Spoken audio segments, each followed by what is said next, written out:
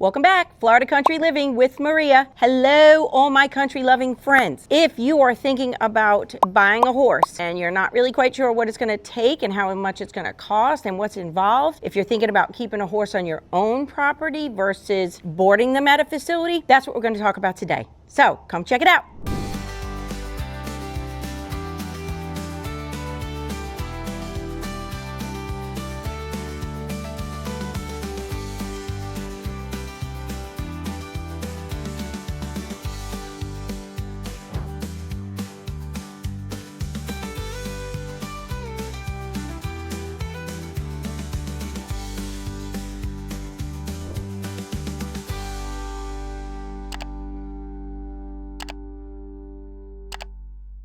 All right, so you're thinking about buying a horse, keeping them on your own property. We'll talk about the different types of horses in another video, but in this one, we're talking about what does it take to have a horse on your own property. So first of all, you need at least 1 acre per horse. And we've got 5 acres, 2 horses. We rotate them around our pastures. This is Spartan. Oh, as you've met before, he gets spooked a little easy. If I move my hands too fast or anything, he'll jump. So you always got to be careful around animals. Let me just state that right now. You always got to be careful when you're around animals, especially horses, because they are very, very large, big animals, and you can get hurt. And I think my chickies are out. In my old video, last video we did, we couldn't get the chickens out, but there they are. Anyway, of course, you gotta have property, gotta have enough acreage to put your horses. It needs to be fenced and it needs to have a safe fence. Now, sometimes you have the post with the horse wire. We do have electrical fence because it kind of keeps them off the fence. You gotta watch the different type of trees and plants that you have. Okay, guys, so you're thinking that you want to keep your horse on your own property. And what does that involve and how much does that cost? As opposed to maybe boarding them. There's plenty of different boarding facilities around and it depends on what type of boarding you want. If you're gonna board them out, you could do pasture board, you could do stall board, you can do half, and it can be $300 and up. So it depends on what you want to do. Here again is Gray. He's my older horse. He's a sweet boy. We've got 5 acres. I've got 2 horses. Granted, it's not all just pure land because I've got my house on it, the shop on it, the barn on it. So we probably have at least, 3.5, 4 acres still for the animals. You need to have automatic water feeders. Horses need to be able to get to fresh water all the time, especially in this heat.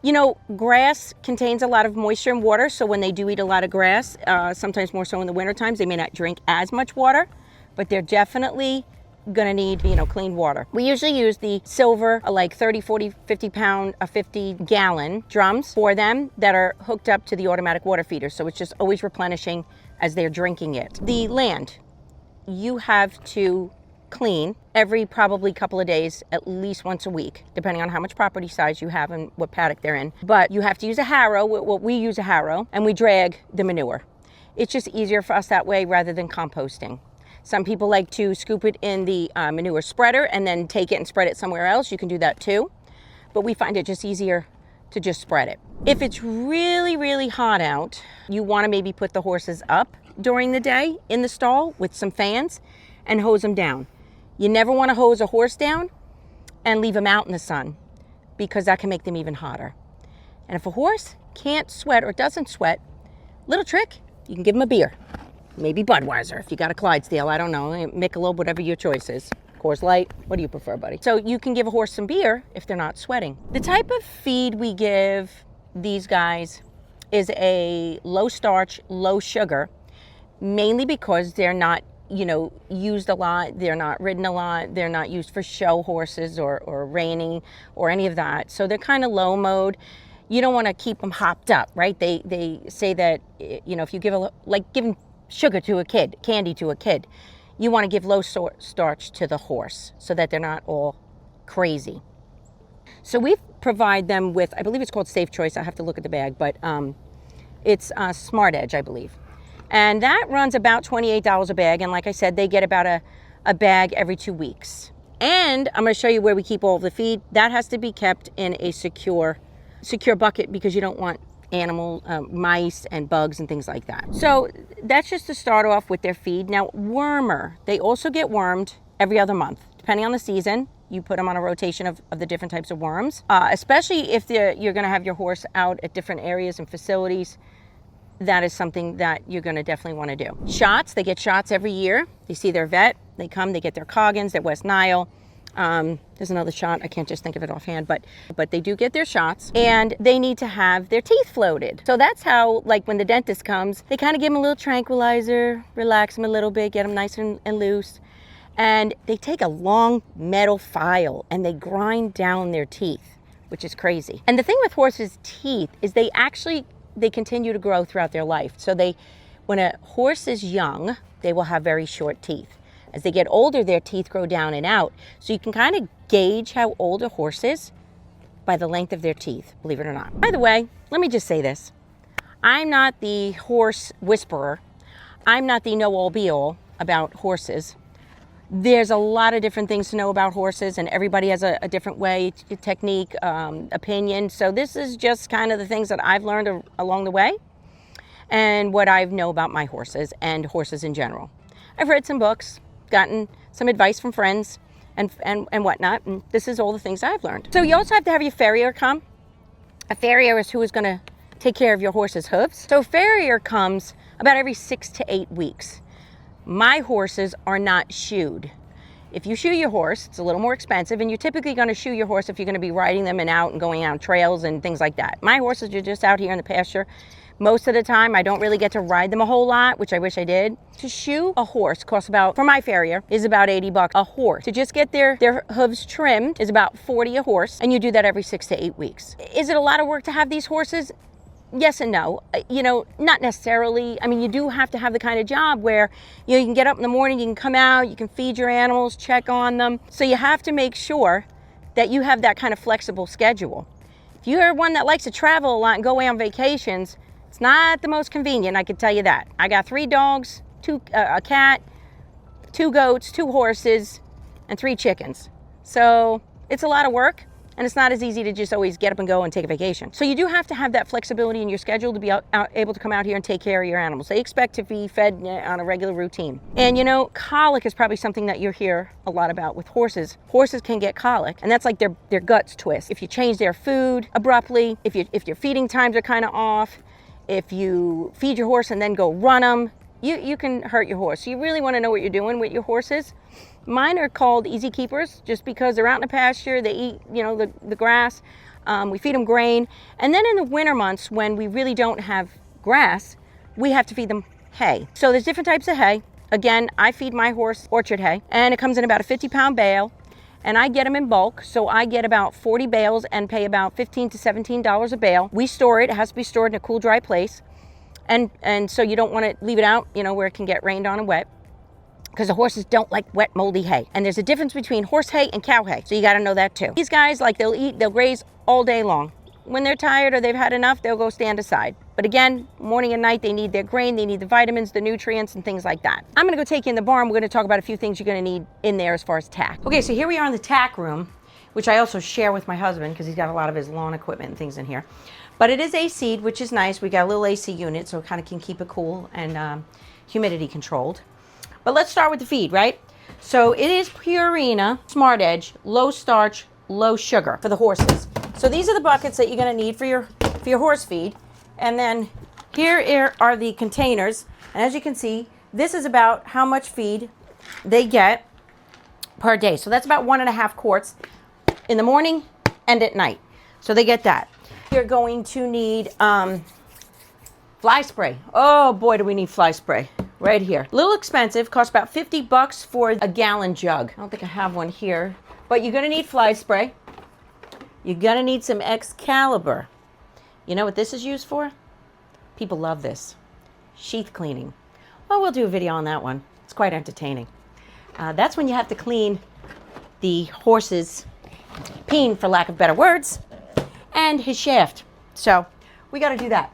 All right, here's the, so it's a gallon.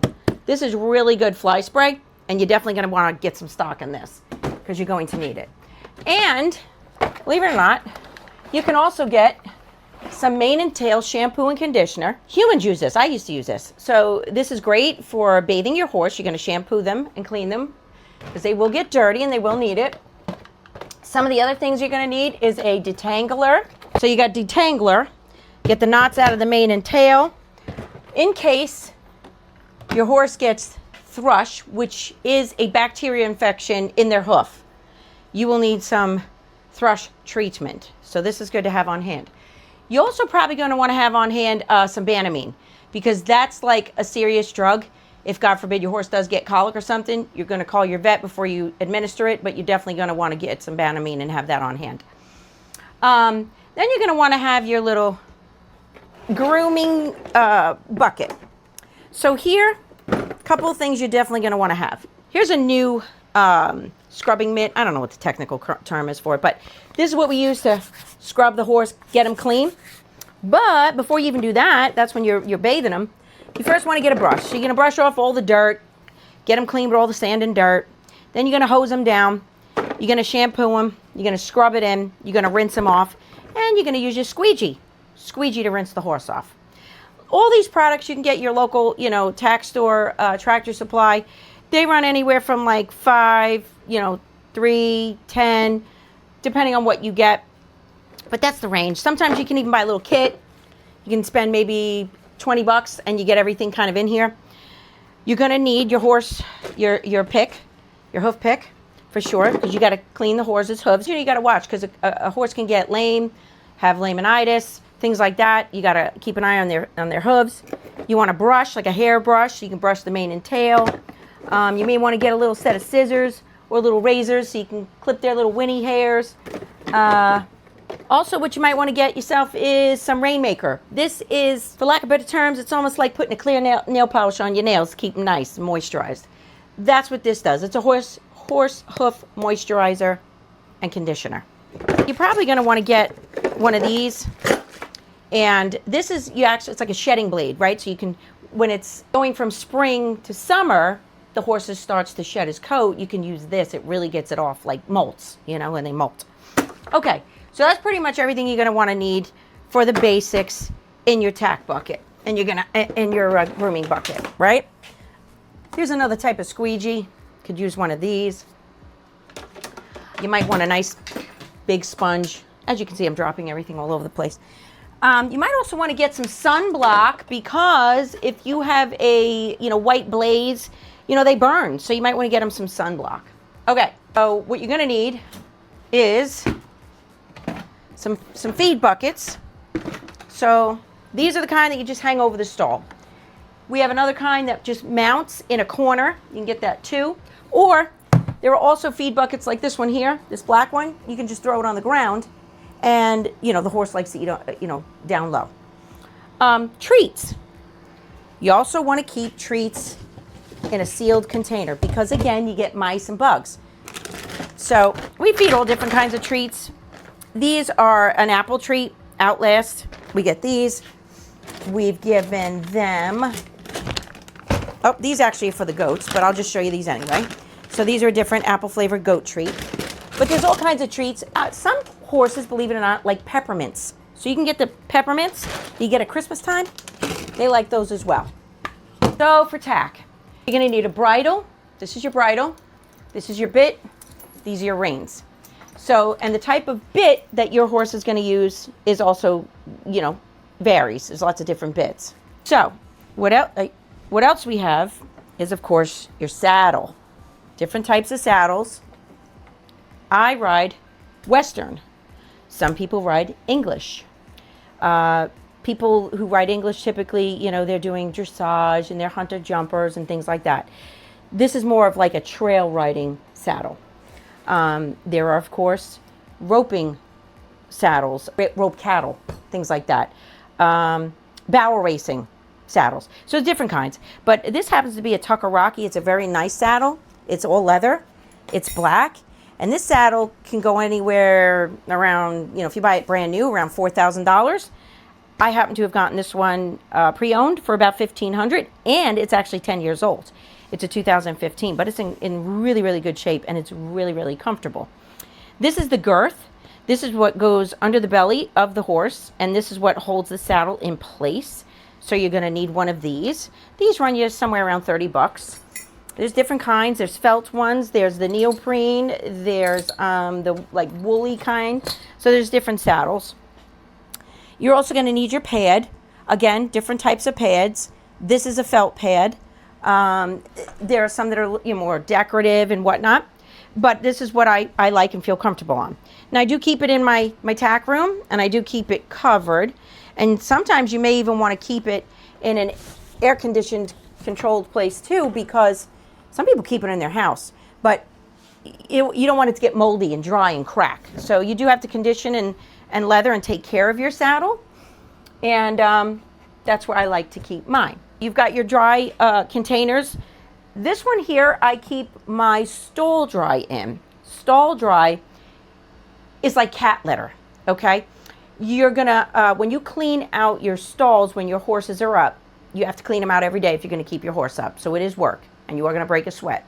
And you definitely wanna have maybe gloves, you're gonna have boots, and you're gonna have your rake, and you're gonna go out there and you're gonna clean all the poop out, and I'm gonna show you what we use for that. But for the bedding, right? So when you clean it out and it's dry and you've got wet spots from where the horse peed, you're gonna use some stall dry.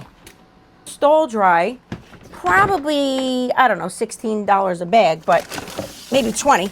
But this is stall dry. And let me just show you, this is kind of like I said, looks kind of like cat litter. So this absorbs the moisture and odor because, woo boy, let me tell you, when you're in there cleaning out that stall, it stinks like ammonia. Not pneumonia, ammonia. So you use stall dry to dry out the mats. Let me back up. We do have mats in our stalls underneath the bedding. So you clean the bedding out, get all the manure out, clean all the wet bedding, you put down the stall dry. Now the bedding I use is over here. Let me show you. Okay, so there are several different kinds of bedding. There's pine straw, there's pine shavings, and there's pelletized bedding. I prefer the pelletized bedding because it's cheaper and it's really easy to clean up. So what you do with this is you tear the bag open, you dump it into a big bucket, and you soak it with water, and it expands, and it kind of becomes crumbly. A 12 by 12 stall takes about 8 to 10 bags. So when you put it in the horse's stall, and you put the horse up and the horse pees and poops, you just go ahead and take your little rake and scoop it up and shake it out, and all this falls right through, and all you have left in the rake is the manure or the clump of pee. So it's much, much easier to clean. It's kind of similar to cleaning a cat's litter box if you've done that. Again, $5 a bag, get it at Tractor Supply. Probably takes about 8 to 10 bags to fill a 12 by 12 stall. And depending on how often your horse is up, is going to be depending on how much of this you go through. In the winter months, I do put the horses up when it's really cold and windy. I blanket them. I put them in their stalls. So, and again, in the summertime, we tend to put the horses up during the day because it's blistering hot. We want to get them out of the sun and in the shade, and they're in their stalls with their fans on. So let's go check out what I'm talking about. Okay, so now I'm going to show you what you need to do to muck a stall, which is that's what you call it when you clean out a stall, if you don't already know that. You're going to need a muck bucket. Okay, so this is on wheels and it's got a little stand, and you can get this again at your local tack store, supply store, and it's probably about $125. You usually can find them on sale. Sometimes you get them for $100. So in the stall here, I'm going to show you what I was talking about with the bedding. If you can see, this is pretty much sawdust, and that's what that pelletized bedding turns into. As I mentioned too, you're probably going to want to have your barn shoes. You definitely don't want to be walking in your house with shoes that you've been out in the barn with in the stall, because you're in here and you're in pee and poop, right? Okay. Got a fan, got to have a fan, because the horse, especially Greg, he likes to stand right here and he's like, he just enjoys the fan. You're going to have a hay net if you want, or you can have a hay rack. So you throw the hay in there when they're up in here, you put their feed. I got a feed bucket on the floor for Gray, like I said. He likes to just eat down low. Why? I don't know, but that's what he likes. So let me show you what else you're going to need. You're going to come in here with your rake. And when you're shoveling your stall, you're going to scoop and shake out, and only the pee or the poop is what you're typically going to pick up, right? Now, just to show you, underneath here, I have a mat, okay? There's dirt, earth under here, and then we have mats, okay?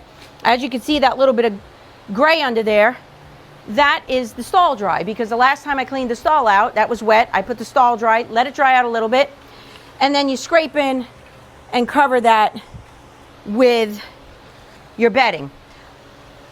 A good way to kind of conserve on bedding is you want to put the new bedding that you put in the stall on the outside perimeter, And then as you clean up the poop and manure and pee-pee on the inside, you kind of scrape from the sides to fill in. So that way you're not putting brand new stuff in the middle, right? You kind of just pull it in from the sides. Also in this barn too, I've got another automatic water feeder, because like I said, horses always need to have fresh water. So this is an automatic water feeder in our stalls. And this again is about a 12 by 12 stall. And they do have the barn doors, the split barn doors that, you know, I can close if it's going to be bad weather or whatnot. And yes, I did put my horses up during the hurricanes because that was what I felt was safest. They say, you know, obviously if you're going to have a tornado or something, you really want to leave your horses out of the barn so that they can run and be free and run from it, because God forbid the roof or something were to get ripped off this place, horses can be in danger in a stall. And everybody has their own stall, of course. This is Gray's, the other one is Spartan's. So this is what you're going to need as far as the basics go for stall maintenance. Again, bringing your horses in and out of the pasture, you're going to need their harness and you're going to need a rope. So anytime I go to get them, usually they come to me. I'll go out with their harness, I'll strap them up, and I'll bring them in the barn. Whether I'm going to groom them or I'm going to feed them, they will come. Let me just show you the wash rack. So wash rack up here. At the current time, we have our UTV parked in it, but you're going to get your two halter clips. You got one on each side. You've got your horse here, and from each side, you're going to hook up to their halter. And this is where we groom them. We bathe them, we brush them, and you have rubber mats because, again, they may urinate or go to the bathroom while you're grooming them. So it's a lot easier to clean it up here than to let it soak into concrete. Definitely going to want to have one of these boys because this is great to drag your garbage down to the end of the driveway, pick up your mail, and or, like I said, drag the harrow. If you want to know what a harrow looks like, let me go show you. Okay, so a harrow is a chain right here. See this? So this is the harrow. There's the other piece. And these two are going to connect to this bar, which hooks onto the back of the UTV. And we drag the pasture. You just pretty much go up and down every aisle. So another good use of the harrow is to actually thatch the lawn in the fall. So that way you get all the dead grass up and you can revive. And again, then in the spring, you're going to fertilize and seed. So one last piece, again, I'm going to show you is the round pen. This here is a Prefert round pen. It is a 50-foot round pen. Trick. When you're going to set up your pen, take a stick in the middle of the pen, measure out a 25-foot cord, rope, whatever, bakery string, and then you're just going to go in a circle, use a spray can, and as you're walking in that circle, you're going to spray the area in which the fence is going to lay. This way you get a good round formation. And this is great if you want to train your horse, you want to ride your horse, you want to give them a little exercise, do a little groundwork with them. It keeps them in a controlled area and you feel a little safer. Especially if you're going to get on a back of a horse and you're not really comfortable and you don't want them bolting on you.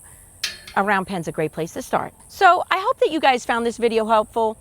Like I said, I'm not the end-all be-all horse person. I'm not a horse whisperer. These are things I've learned and picked up, and being that I have horses on my own property, wanted to share with you. If you have any questions, comments, or any input that you can help me with, if you're a horse expert, that would be greatly appreciated. So again, like, comment, subscribe. Appreciate y'all. Y'all come back now, you hear?